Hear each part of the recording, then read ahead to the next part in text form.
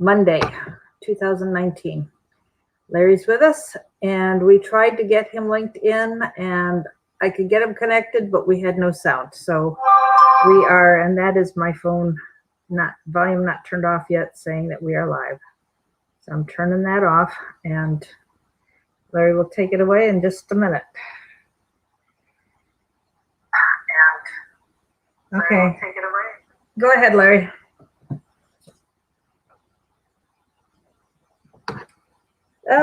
What happened? You there? I have no idea. Okay, I didn't have you on speaker. That's what happened. So go ahead.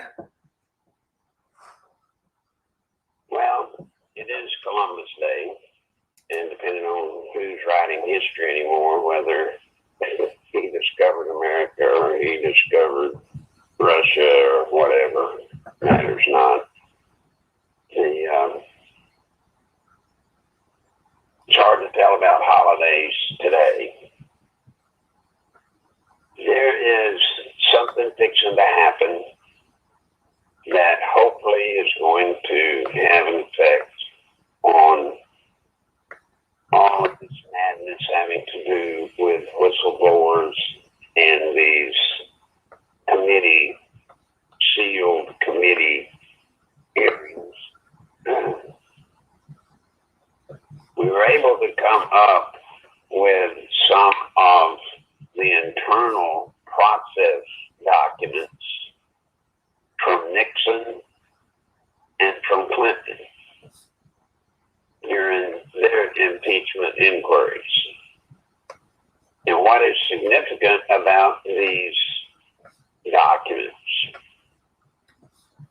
they tell a story that, in the interest of being fair, that the defendant, or Trump in this case, needs to have all of the rights that Clinton had, that Nixon had, which is to properly be able to defend themselves. Now, I have told y'all since day one, when all of this started, the game that they're playing is they have said there are no rules that exist. There's never been any rules, so therefore they can make them up as they go along. But now with the documents that have been found, it turns out that's not true. It's impossible for President Trump, it would be impossible for anybody, to go into these hearings when the rules are that the Republicans can't ask questions. They can ask a couple of 3 questions, but they have to be written. They can't intercede in any of the Democrats' question period. They can't respond to anything the whistleblower supposedly says. So, bottom line, it's kangaroo court. But Schiff and Pelosi both have gone to great lengths to point out that there are no rules that have ever applied in this type of hearing. There is no protocol. Well, now we can prove that is an absolute lie, like everything else they do. There was, when the Republicans had control of the House, when it was impeaching Clinton, the Republicans, in the interest of honoring our Constitution, honoring the fact of somebody being presumed innocent until proven guilty, the Republicans in that day did establish rules allowing Clinton and his defense team to develop leads, to develop discovery, to subpoena witnesses and subpoena documents. It's all there. So armed with that data, President Trump is going to move forward with his legal team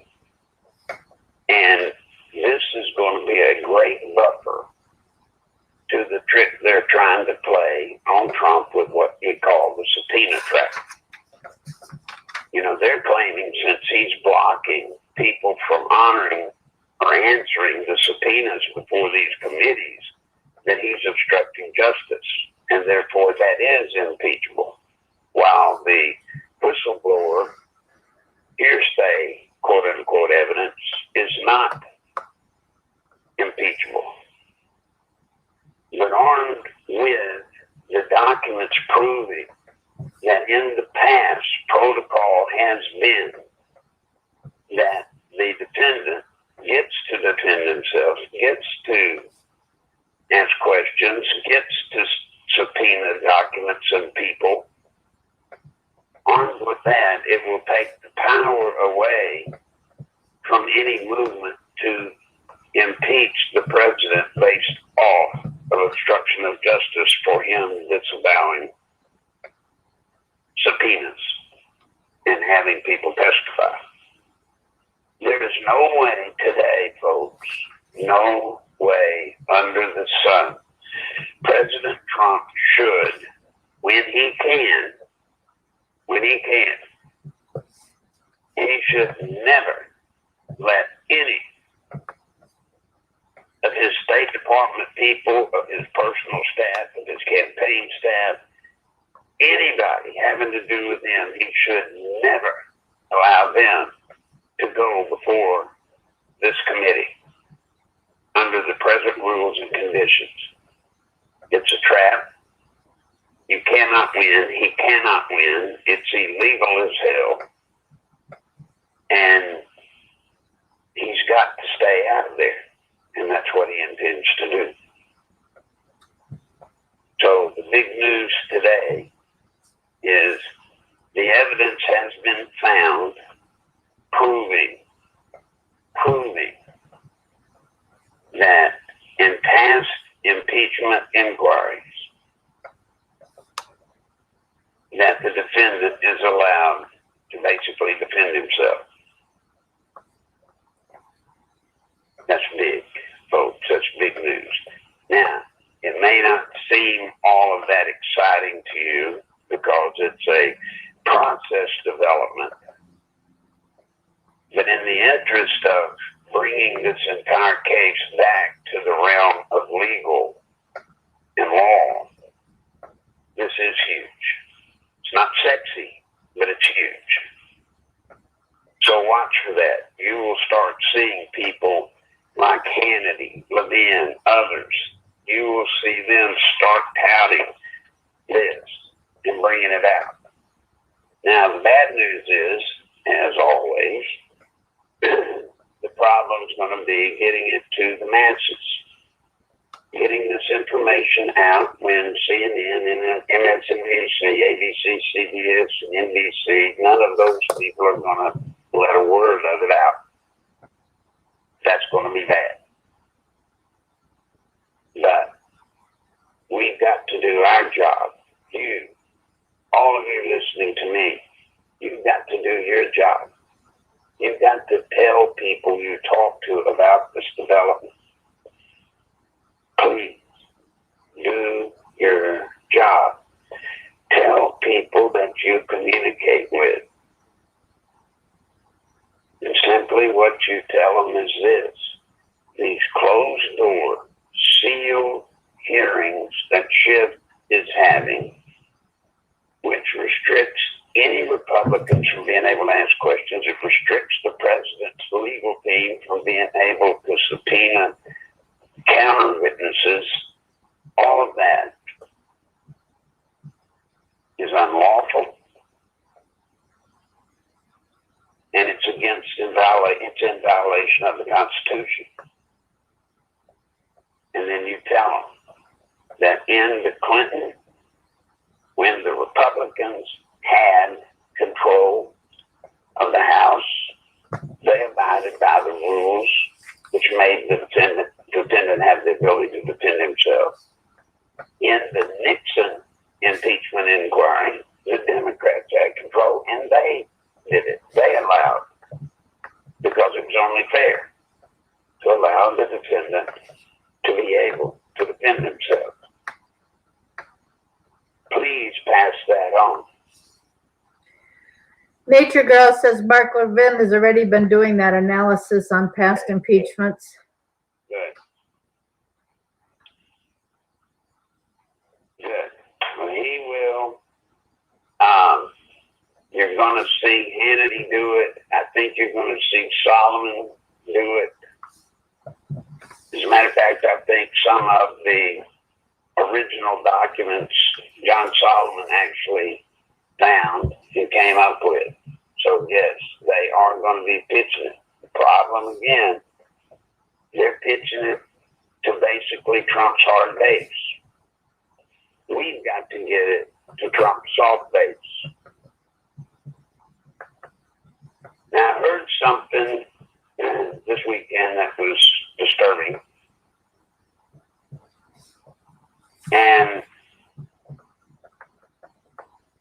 you owe Mary Ellen a save because I was put out by it. But I was about ready to hang it up and say the hell with it. Several Christian people, supposed Christians, apparently are raising Cain about Trump in his rally, I guess, in Lake Charles, when he referred to the impeachment thing. He blurted out a bullshit impeachment plot. He actually cussed. And of course, many Christians have reared their heads and are disgusted. Let me tell y'all something. I don't know how many of you know politicians that are in office right now, especially those in Washington.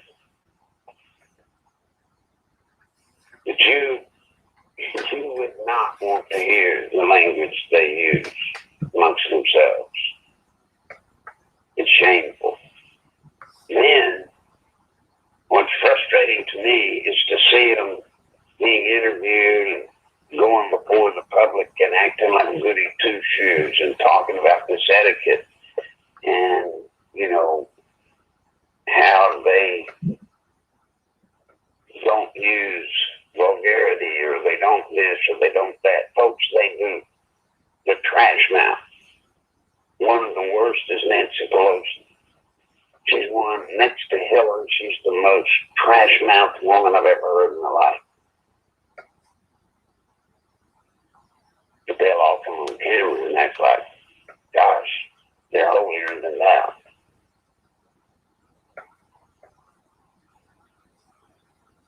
I want to tell people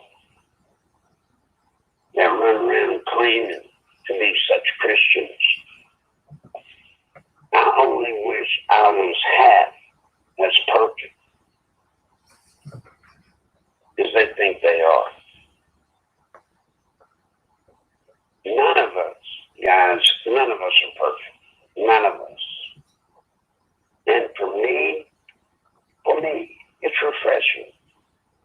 It's refreshing for a man or a woman to stand up and say what they really want to say and not disguise it, not flower it up. I mean, literally come out and just be themselves. Now, you can overdo it. I understand that. I know. And it's nothing where I come from. And when I was growing up, you certainly didn't cuss in front of mixed company. The world's changed. Listen to your radio. Listen to TV. Watch movies. Language has become so filthy. It's shameful. But that's the way we've allowed ourselves to become. Can I add something, Larry? Mm-hmm. I was talking to somebody about this after I discussed it with you this morning. And I told her what happened with my kids, because we had somebody in our home that would use bad language. And, you know, my son got his mouth washed out with soap one time. And it was, I didn't allow the kids to talk that way, even though they heard it. And we talked about things that happened at school, where even in a Christian school, the things that other people were doing. And when they would say everybody's doing it, I would say, no, not everybody, because you're not, and I don't, and we don't. And we're not, you know, that means everybody doesn't. And the children who are coddled with everything being easy at home and growing up with the very ultra conservative, and they go off to college and are exposed to things, they don't know how to handle it. And I think it is much better for our children, even conservative Christian families, to be exposed to this, and then you teach them the difference between right and wrong. And I know it's offensive coming from the president and the example he's setting, but what a far different thing from what the example that we had with Clinton. And we need to emphasize with our friends and family and children that we have got to focus on things that are life and death. We are facing life and death issues with this risk of socialism. And language can be problematic, but that's minor compared to what the major issues are.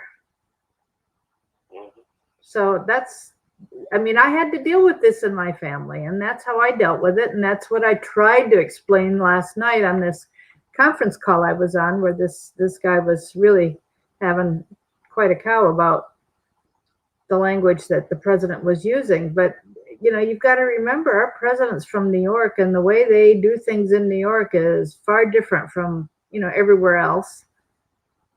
Well, and let me tell you, from being on the receiving end of what he's going through, I went through it. But I didn't get it near as bad as he has. They've attacked him. They've attacked his administration. They've attacked his family. So you know what? There are going to be moments. There are going to be moments when you may just blurt out something that you might not say normally, but at the moment it comes out. But are we willing to lose this country over something like that? Are we willing to become a socialist country because of something like that?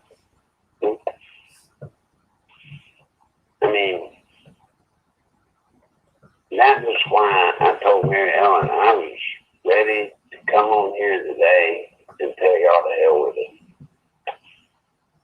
Why am I going through what I'm going through? Why are we fighting so hard for people like that? Why? Does it make any sense? You know, we can't save people that won't be saved. You can't. I don't care who you are. You can't save somebody that is hell-bent on destroying themselves. And that's one thing. Look, when destroying themselves is destroying the country and destroying the future for my kids and your kids and our grandkids. Folks, that's when it's over the top. That's when this is over the top. And we got to get our act together. And we're going to have to learn that President Trump needs to be allowed to be himself. Mm-hmm. I can take y'all back to times when his handlers got control of him and told him every word to say. It just wasn't him. And it didn't work. Thank God he's gone back to being himself, making the calls himself. Well, you know, he even said last week, at least he said it in Minnesota, and I think he used almost the same speech in Lake Charles. And he said, "Isn't it more interesting and more fun when I go off script?" And the crowd just roared. So he's being himself, and I think it's great. The crowd loves it when he's himself, language and all. Yeah, he's real. You understand it? President Trump's real. There's no imagery about him. The imagery you see about Trump is just Trump, just what it is, just what he is. And today, believe it or not, that's what we need more than anything. Larry, there's a new video out giving his, they have put his speech about the hardest thing he has to do is write the letters to the families of the soldiers who died. And they have set it to music, background, and video of what happens at Dover Air Force Base when the flag draped coffins come off. And it's very, very, very moving, and it's being shared on Facebook today. And you know, I mean, and then what president has ever invited Little League to the White House and then to fly across the country on Air Force One with him? Really? That's awesome. Yeah. And remember, President Trump is dealing with two things: his promise he made during the campaign to get us out of these never-ending wars in the Middle East, which he's doing. But then based off of having talked to these parents and relatives of sons and daughters that have been killed in these wars, is it any wonder that he would be taking the test to ask you all to take? You know, are you willing for your son or daughter to die over there? Are you? If you're not, then don't send anybody else's sons or daughters. And that's what President Trump's dealing with. That's what he has to deal with. And then you've got everybody and their brother backseat quarterback, and in almost every case, the people that object to him getting us out of these wars as fast as he can, almost every person resisting are doing it for financial gain for themselves, for political advantage. It was InfoWars, Larry, that did that video I saw this morning. Okay. You guys, we got to stick together. We've got to. For one purpose and one purpose only: save this country from socialism. We are on the last step. We're one step away from people like Schiff and Madden, Pelosi, Schumer. We're one step away from them having total control of your life and your children and your grandchildren's life. Just one step.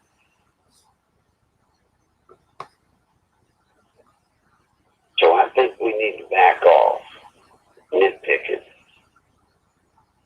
And you know what? If we're going to keep nitpicking, then you don't need me. You know, I'm not going to put up with it. I work too hard. I try too much to look past things, look over things, and keep my eyes on the true mission. And try to understand the pressure President Trump's under. Remember, he's got this fantastic attack on him, this coup against him and his administration, his presidency. He's got this coup going on against him right now.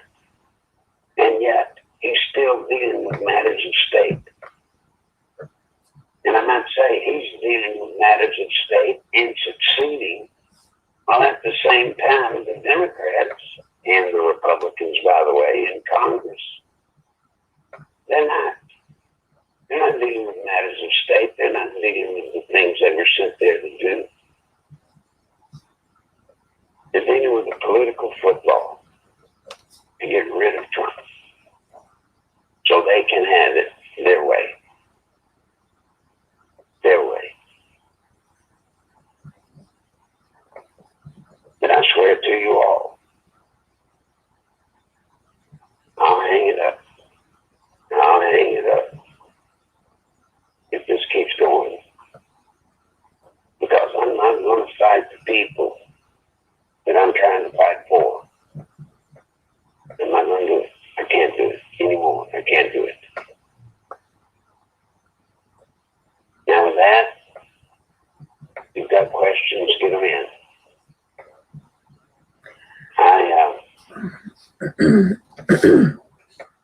Just get your questions in. Before I say something that I don't need to be saying. What you got now? Do you know if Shepard Smith was fired or whether he resigned? I do not.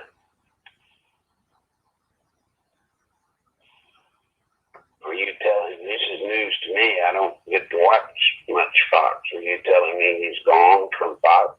Yes, sir. As of last Friday. Yeah, don't know. I would say, yay. I'm glad he's gone.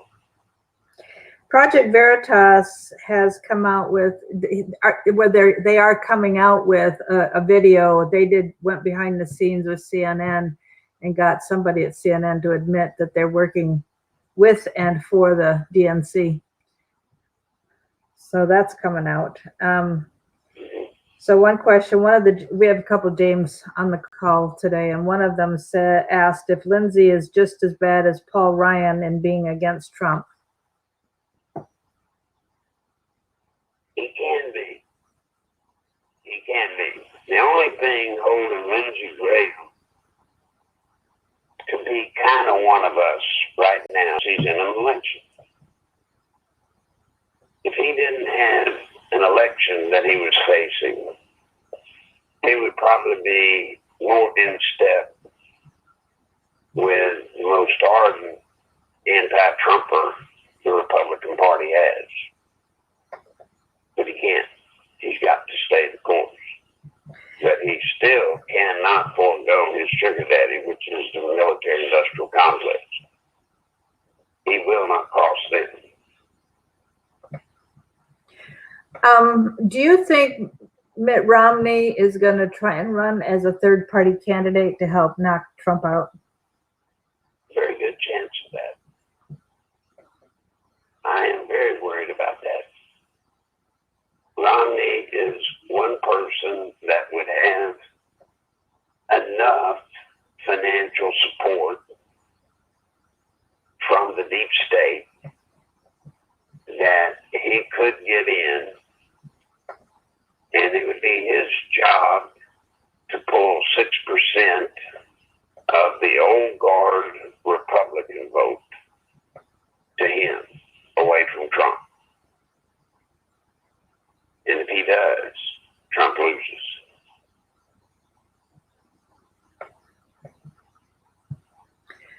Why is Matt Drudge promoting the Democratic agenda?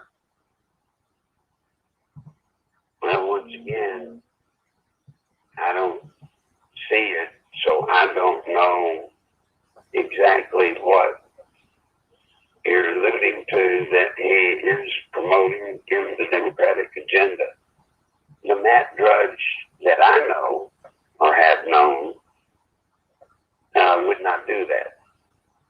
Now, that's not to say on some issue he might be different than maybe I would be. The Matt Drudge is a true conservative unless he has changed something terrible.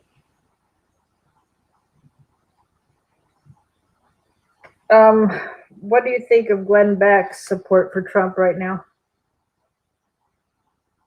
You know, Glenn Beck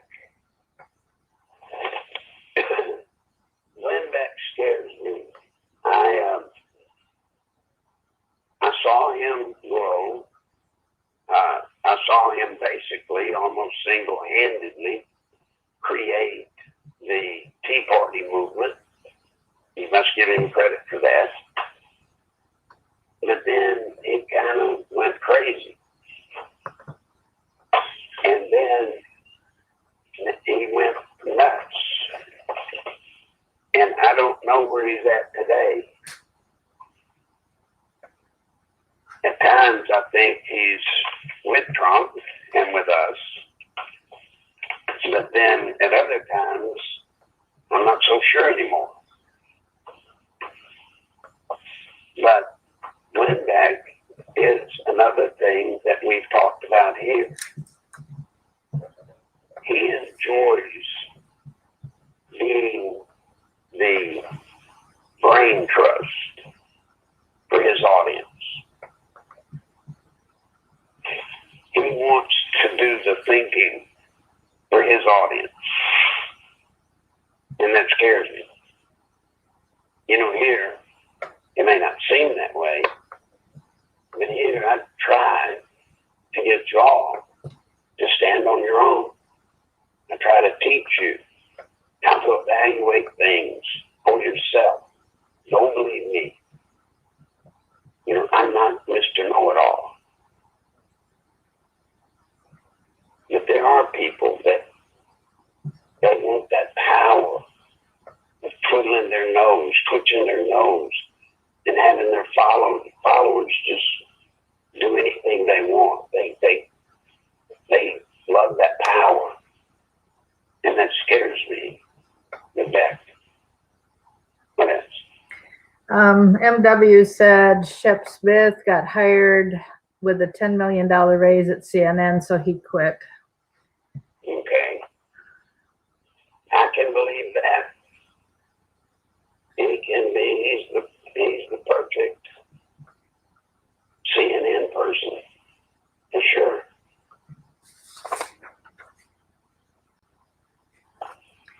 Sure. I was going to write that down, but I can't find it. Let's see. Matt said, oh, shoot, I lost his comment. Hang on a sec. Let me scroll back up.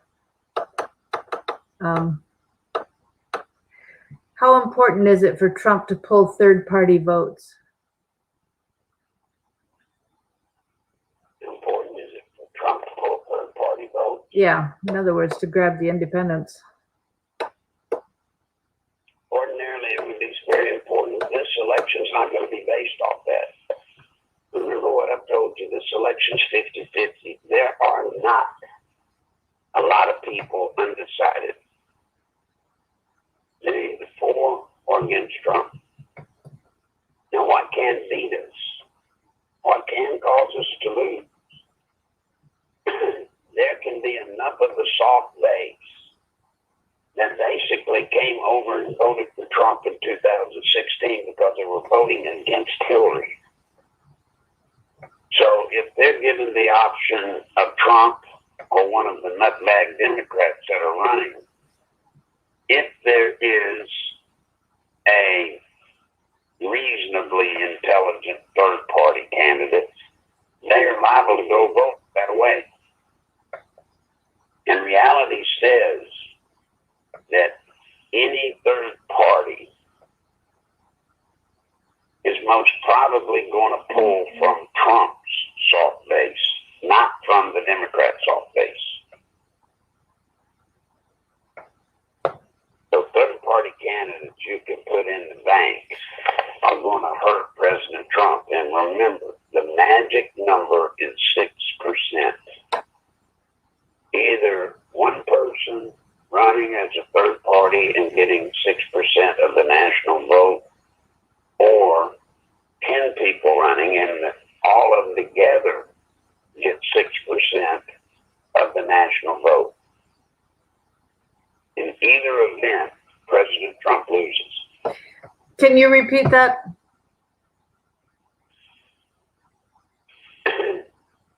Reality is that in this election, in 2020, whether it is one person running a third campaign that can draw 6% of the conservative vote, or whether it is 10 people running, and together they take away 6% of the soft base vote. In either event, Trump loses. And you can bet your farm on the Democrats are going, the deep state is going to find and plant a reasonably conservative third-party candidate. They're going to do it. It's called a ringer. Maybe Romney. I don't know. I don't know who it's going to be.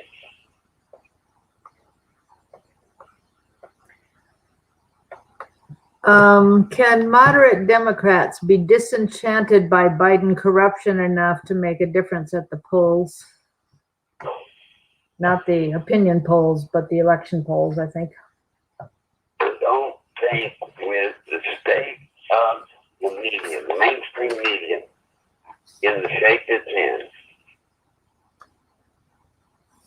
I think they have got the anti-Trump vote so festered up that they're not going to vote for Trump.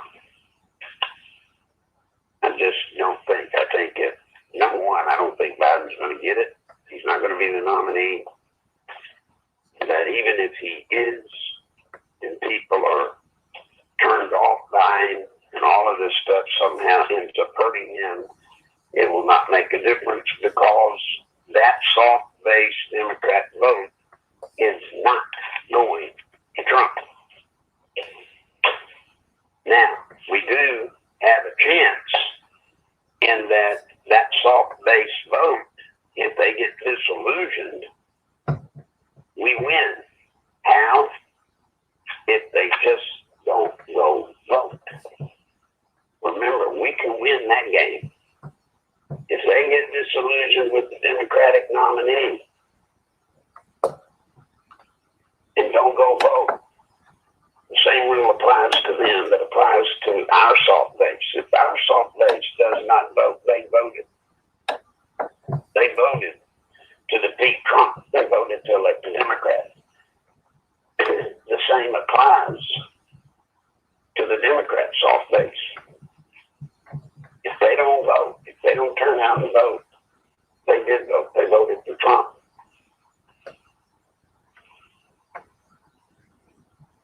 So that should give you hope.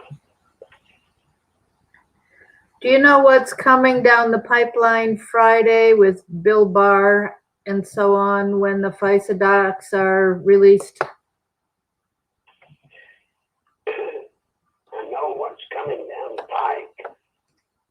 There is talk of Friday being the release of the FISA report. I don't know that it's going to be released on Friday. But when it is released, when it does come out, there's going to be a whole lot happen. A whole lot. And we do know for a fact that Comey and McCabe, two that we know of, are lawyering up big time. So they know what's coming. Remember, Attorney General Barr, once that report comes out, I have not seen it,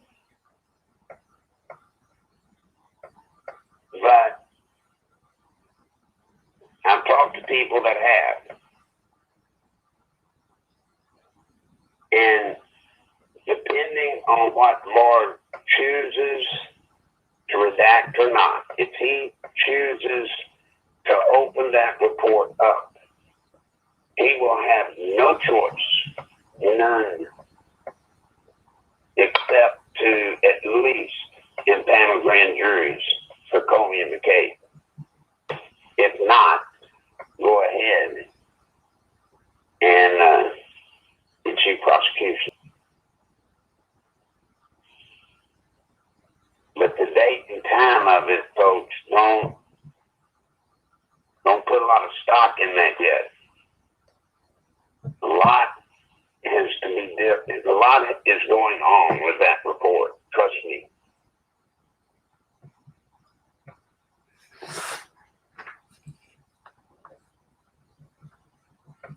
What you got? Do you think Trump will be able to win Texas?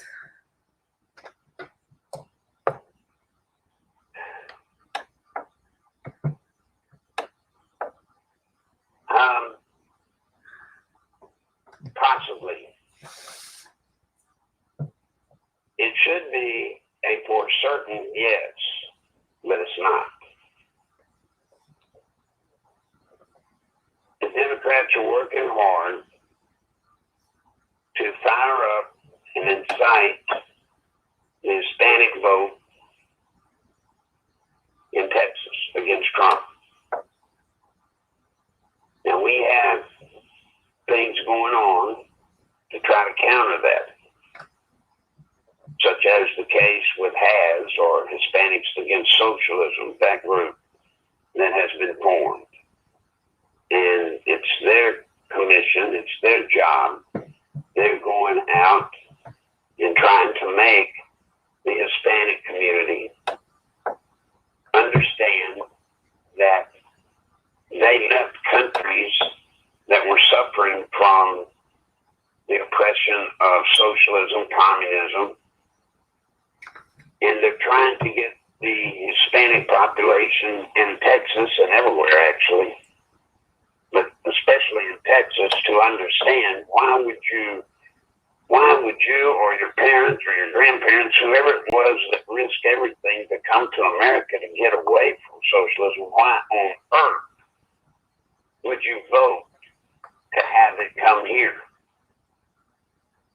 If that message can get out, and if the Hispanic population understands it, then he can carry Texas.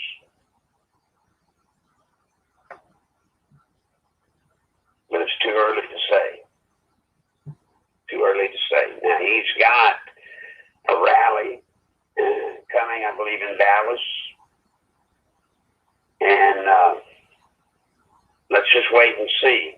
The Democrats believe they've got Texas. But the Democrats have been wrong before. What you got?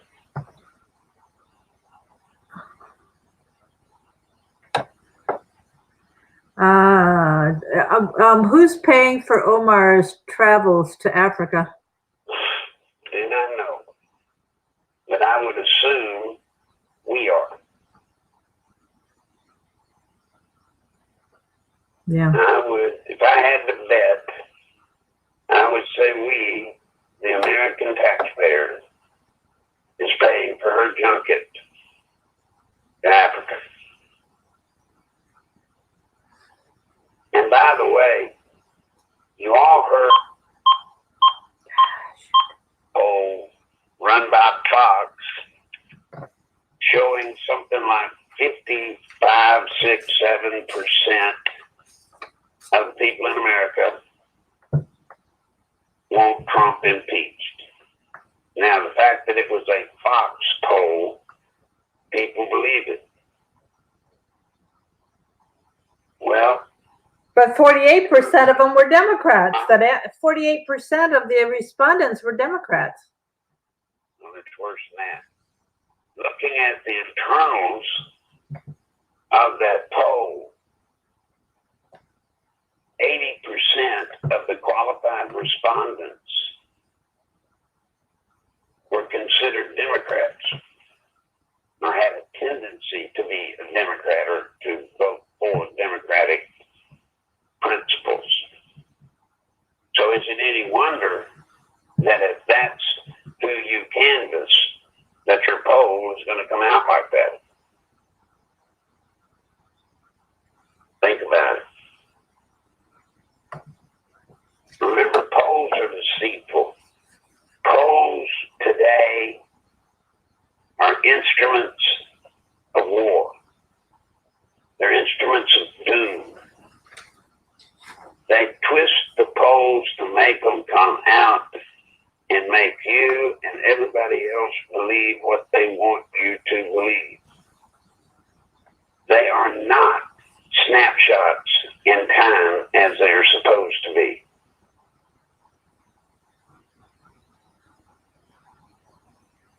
So what have you got, man? How important is it to win Florida? Huh? How important will it be to win Florida? It's going to be very important in this campaign or in this election that every state is important. Every state. Florida, Pennsylvania, Michigan, Ohio, Texas, all of them are in play. And it's very important that Trump win these states, because this may very well be, if we lose in 2020, this will be the last election, real election we're going to have, period. But one of the first things they will do to make sure that never again will elections go against the deep state or the socialist government, they will do away with the electoral college. And so when they do away with the electoral college, then all they're going to have is New York, California, Illinois, and maybe one other big state that they already have. And the election's over before it gets started.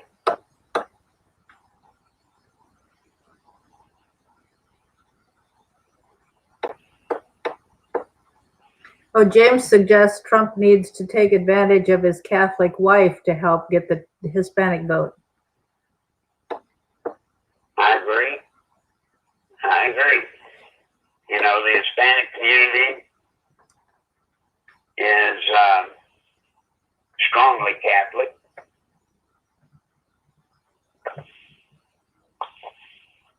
So, look, every trick in the book's got to be played this time, guys. Every trick. Nothing can be left out. We can't miss a stroke. We can't. That's why I do what I do. That's why I do what I do, to make sure that we keep a handle and keep a perspective on all of these things they're doing with these impeachment inquiries.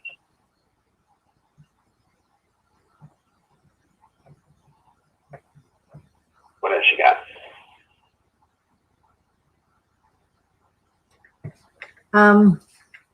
John Doe says the polls were so wrong on the most important election of the last 200 years worldwide.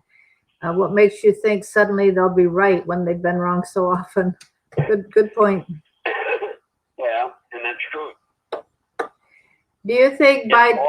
It's hard to look with any level of credibility when, look at 2016, those polls couldn't have been more wrong. Couldn't have been. Well, especially when you saw the contrast in the number of people coming to rallies, speaking engagements. Look, let me give you something to roast you a little bit, because it seems like I spend way too much time depressing y'all, and I don't mean to. You know, I think you need to know the truth. And I'm not here to flower you up. I'm not here to do anything. I just try to keep you informed as best I can with what is the absolute truth. But oftentimes, I fail to acknowledge things that are true and are positive. One of the biggest things that I see that is a major plus to President Trump and the truth about President Trump in this election in the population. Look at the people that turn out for his rallies. 20,000, 15,000, 25,000. And it's just Trump.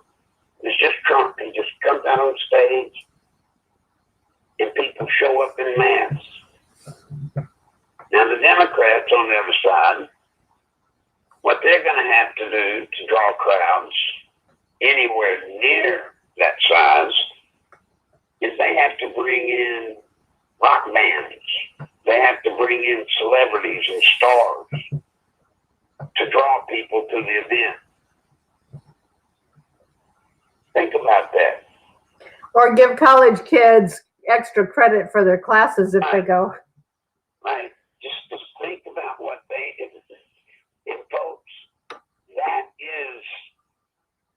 that's translatable. It is. That translates into momentum. That translates into there's a fire in the belly of many, many, many Americans that want to fight socialism, that want to stop what the Democrats are doing. No, maybe they don't jump up and down and tell somebody calling over the phone that they don't even know who it is. Maybe they don't run up and down the street and shout to the top of their lungs that they're for Trump for fear of their neighbors and everybody picking at them or making fun of them or worse. But there's something there. There's something there that we've never seen before. We haven't.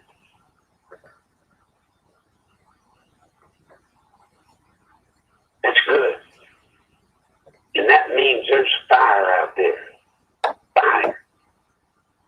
And yes, it's the hard base. And we need a strong, vibrant, hard base.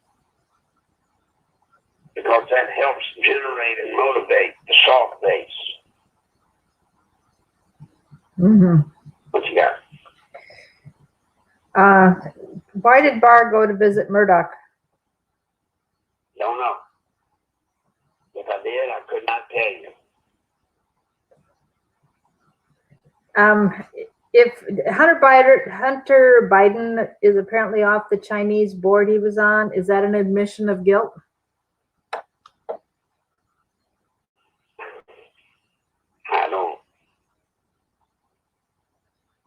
I think it's an admission that the Biden campaign thinks that is a vulnerability that Biden has in this primary.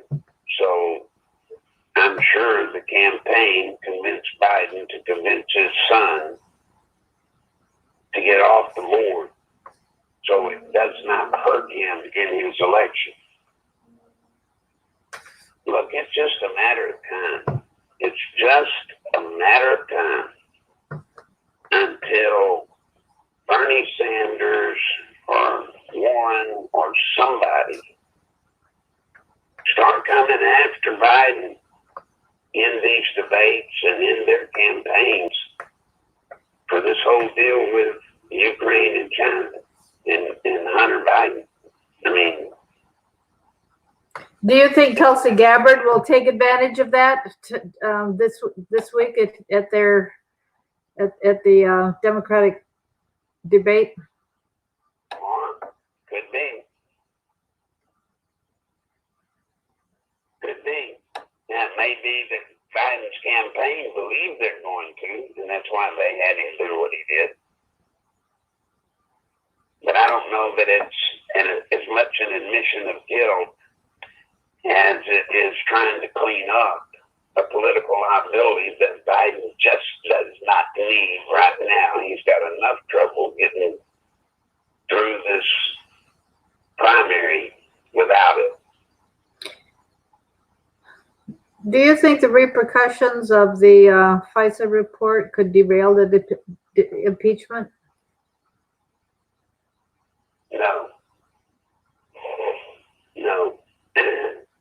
do the Pfizer report when it comes out, you might as well get ready.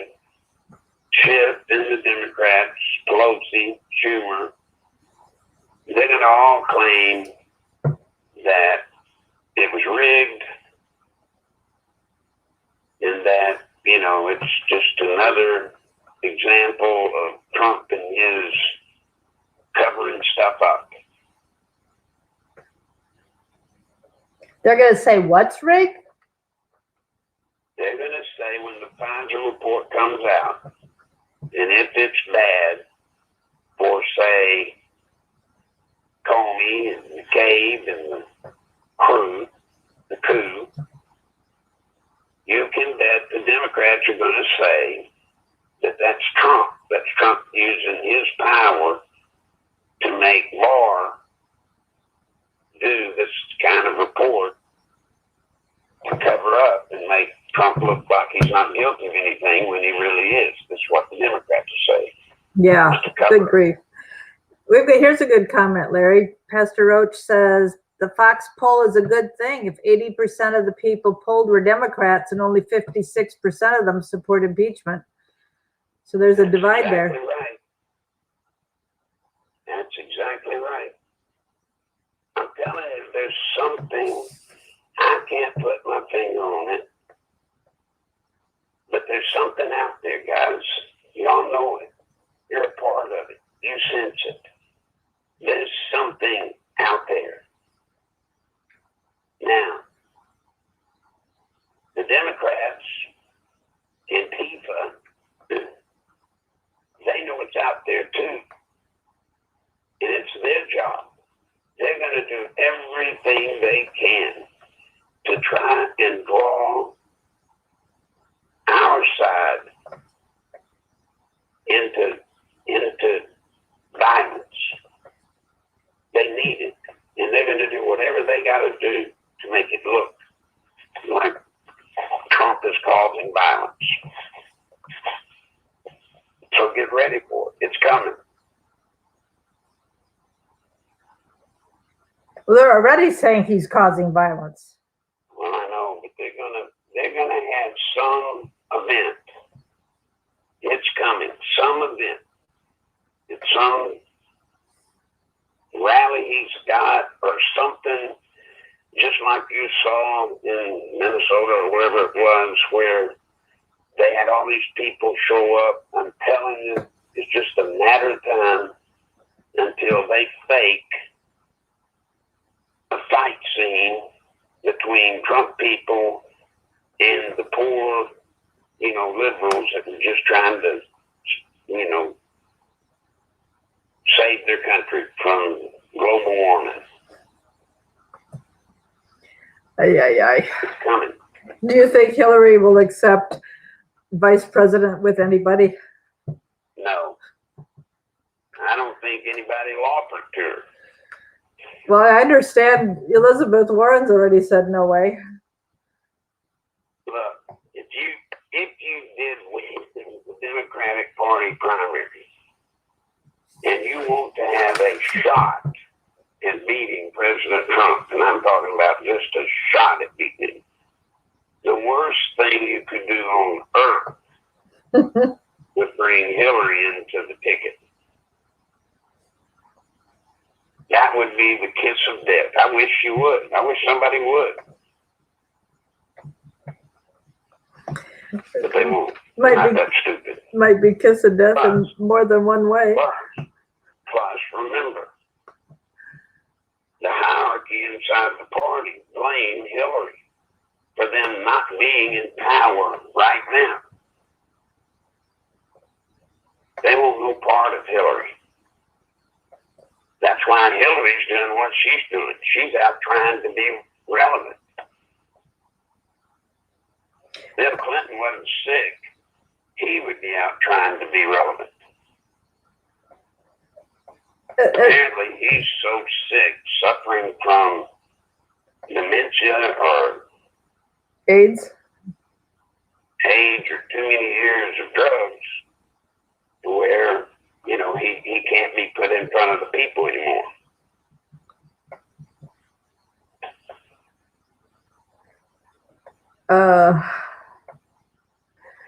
James is saying, get Melania on stage reciting prayers for America.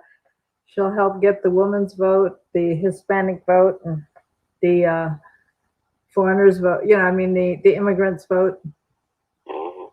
Well, now let me tell you another thing that you need to watch. Have y'all noticed something that I notice and watch every day? Isn't it odd that the Democrats are not parading Obama around? He's supposed to be the great one. He's supposed to be the greatest president the Democrats have ever brought forth and America's ever had or the world's ever seen. Isn't it odd that he's not out? Why?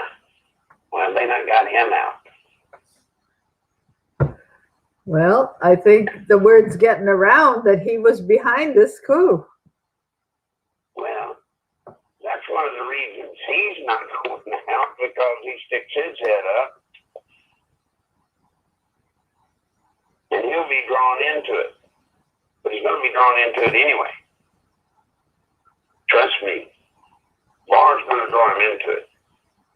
Remember, Barr said he was going to get to the beginning. He wanted to know what precipitated all of this.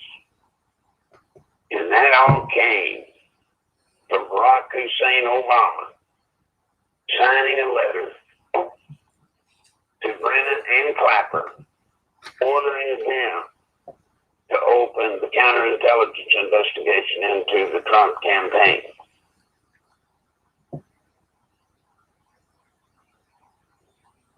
Based off of fraudulent fake evidence. Yep. So we've got some questions about some foreign issues. One is, what do you think about the oil tanker demise with Iran? Iran is doing what China wants. I told you, Iran is out trying to suck Trump into an overt action, and Trump is doing smart, and he's not taking the bait.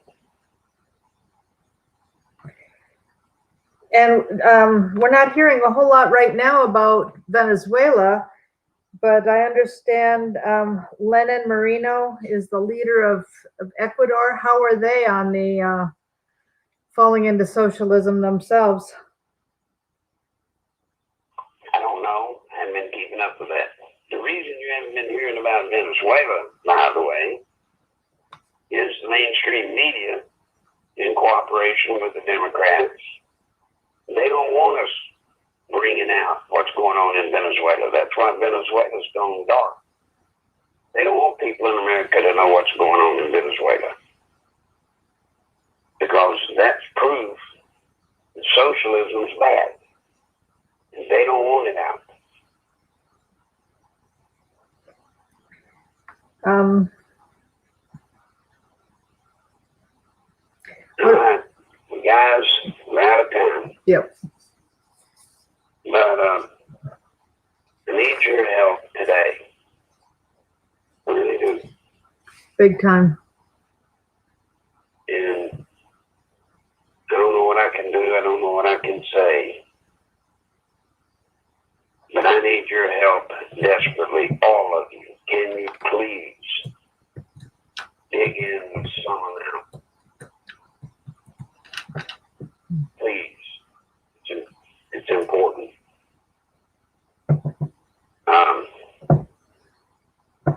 Yeah, if everybody in the chat would donate $5, we could certainly make a dent in what he needs. That's for sure. Well, I'm going to beg off. And if you'll tell him now. Yeah.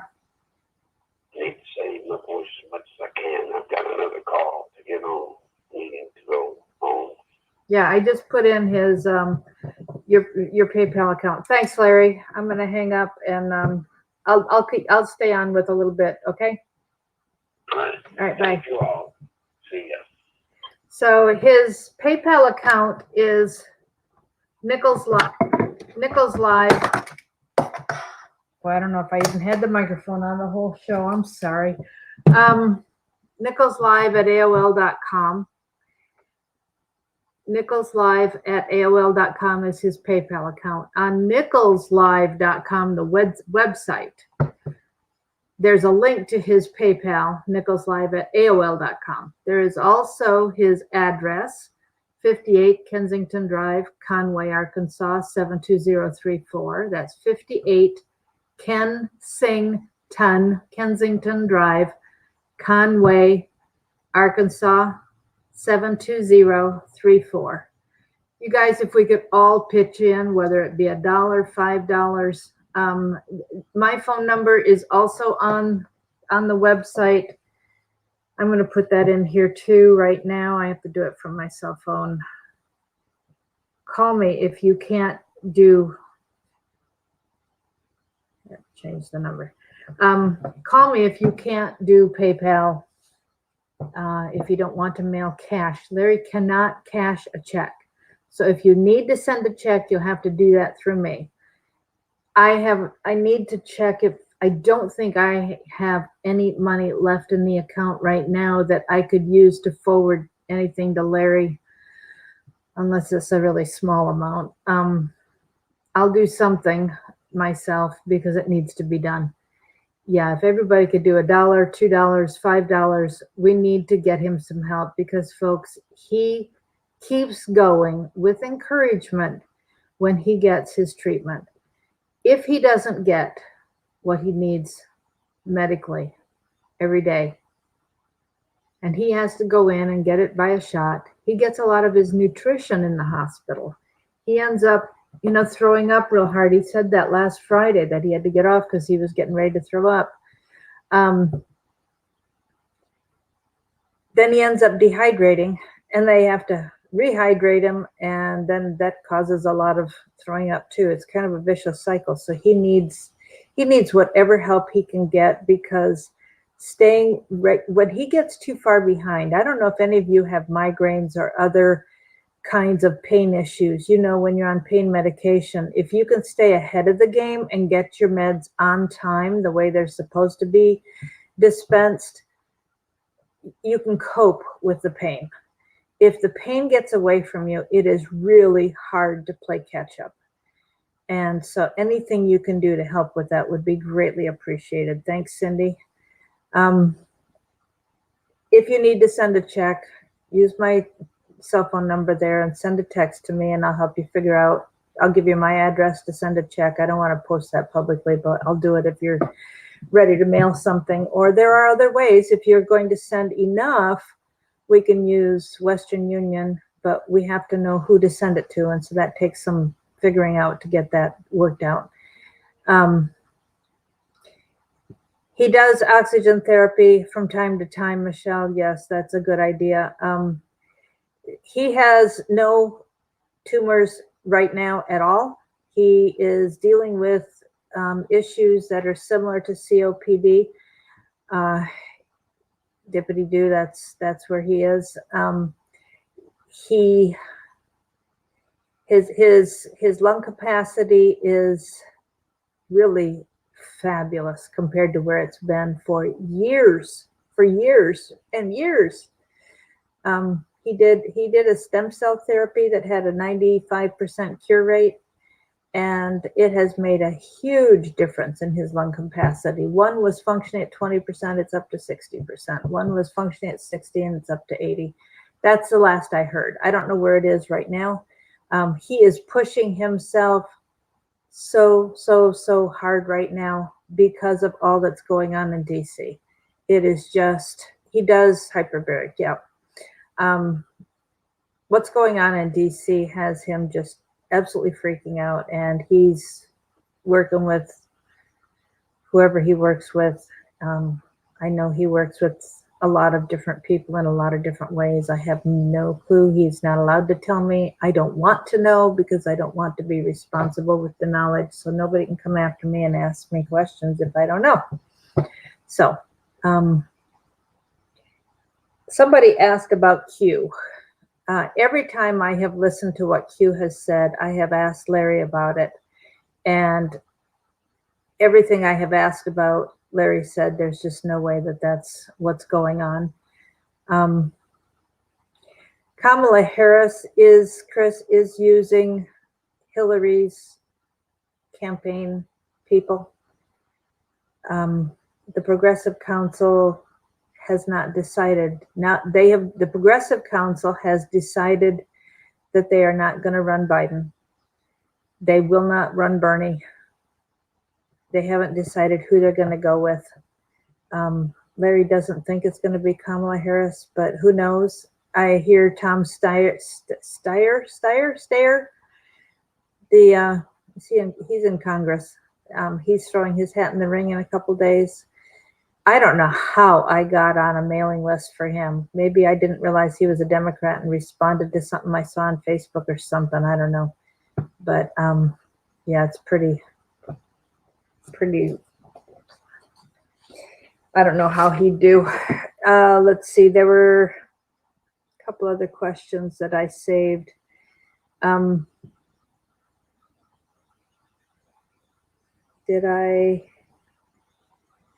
Somebody asked how Larry ended up working against Bill Clinton and became so conservative. If you'll read 28 Years to Nowhere that you can get on the website, the link is there on the website to buy it.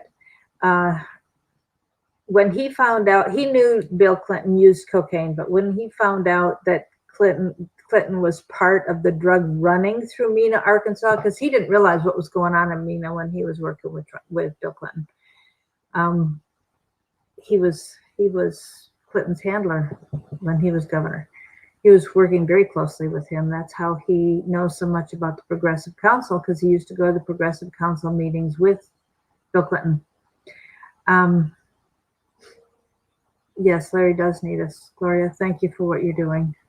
So when he found out that Clinton was connected somehow to the drug running, he went and had a meeting with Bill and said, you clean this up and you stop this or I will. And of course, everybody knows when Larry says he's going to do something, he does it.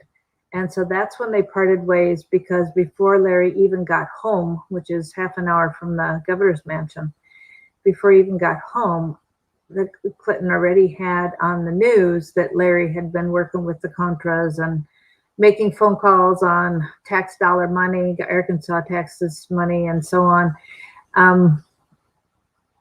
Bill Clinton had approved his participating, and he was working with the Contras for the U.S. government, and so on. So it's a little ridiculous what was going on. That's where it started.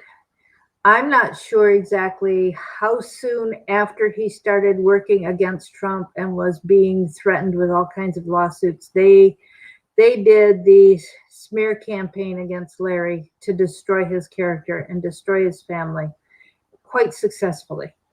They lost everything they had, just about. They literally. And when I visited, they thought that the house had been lost, that they're the tiny one they're living in now. And I've seen it. It's a very small house, very modest. It's small compared to what he used to have. And he used to be a wealthy man, and he lost it all in his fight to clear his name and to take Clinton down, to get the impeachment to happen, and so on.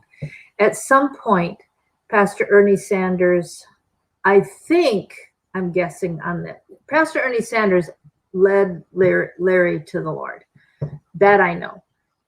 And I think they met in Cleveland, and I think Larry was at Cleveland Clinic getting some treatment for something years ago, and that's how they met, I think. I can't guarantee that's true, but I think that's how it was. I just haven't. Thank you, Michelle. Everybody do what you can.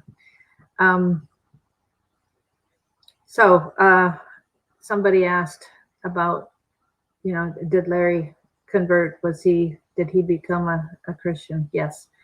And you know, Larry went on, we used to go on with Alex Jones quite often. And at the end of October 2016, he told us on the conference call, he was getting ready to go on with Alex, that he was going to have to call the nation to prayer. And he was afraid he'd never be on Alex again. He was on one more time and that was it. But he called the nation to 2 Chronicles 7:14.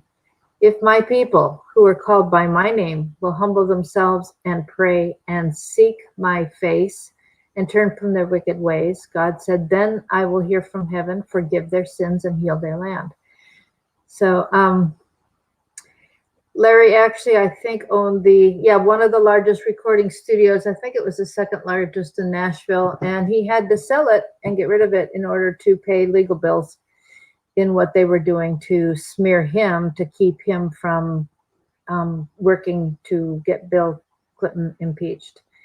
37 of the 38 or 36 of the 37, however many lawsuits came against Bill to create the impeachment, all but one Larry brought forward. Larry got the information. Larry brought the women forward to talk about all the things that he had done with them, including Monica Lewinsky's blue dress went in the trash and Larry got it. So he has been working very, very hard to push for freedom because he has known socialism was coming. He's been watching it. He has been screaming about it for 30 years. He saw that the mafia was running Arkansas, and he knew if Bill Clinton got in the White House, that whole system would go with him, which it did. And that's what we're fighting at this point. And we are, Larry said in his video that he made in 2015, he brought it out in 2016. He said, rub your finger and thumb together like this. He said, you see that space in between your thumb and finger? That's how close we are to socialism. So he has been,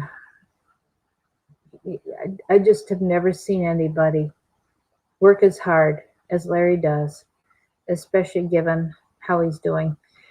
He has a very beautiful CD. The link, there's a link in the description under the video that you can listen to the demo. The demo's on YouTube. The link is in the description box underneath here, and you can buy it on the merchandise page on the website. And again, I will remind you that the Never Socialism t-shirt, this is the front.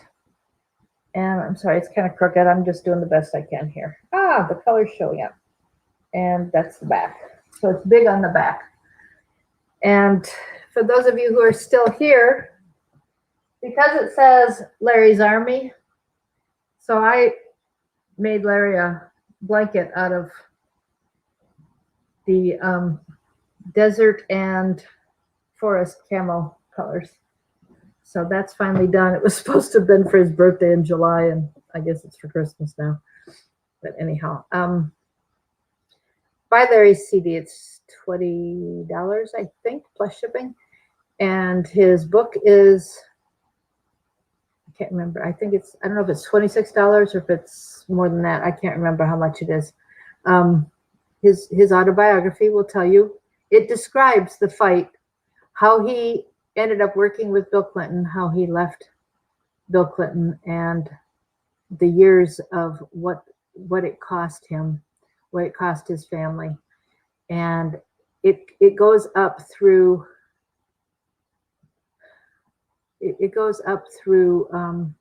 Trump's election, and the team that he assembled, that there's about 50 of us that worked with him then.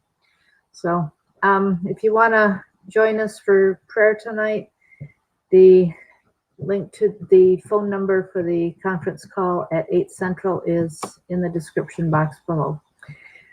So do what you can for Larry. Thank you for what you do. Thanks for being here. We will talk tomorrow. God bless you. Bye.